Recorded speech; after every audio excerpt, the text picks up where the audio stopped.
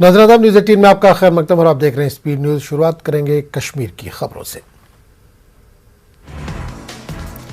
जिला रियासी में मुकामी लोगों की मदद से लश्कर से वाबस्ता 2 इंतहाई मतलूब मिलिटेंट गिरफ्तार। भारी मिकदार में हथियार और गोला बारूद बरामद। एलजी इंतजामिया और पुलिस ने गाँव वालों के लिए किया नकद इनाम का ऐलान।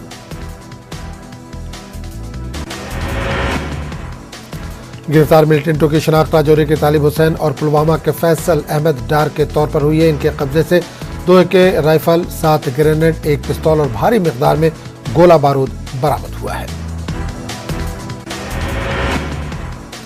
इब्तिदाई जांच पड़ताल के दौरान ये बात सामने आई है कि दोनों मिलिटेंट लश्कर तैयबा के एक पाकिस्तानी हैंडलर सलमान से भी मुसलसल राब्ते में थे। एलजी ने गांव वालों के लिए 5 लाख रुपए नकद इनाम देने का ऐलान भी किया है। उधर डीजीपी ने भी मिलिटेंटों को पकड़ने वाले गांव वालों को 2 लाख रुपए इनाम देने का ऐलान किया।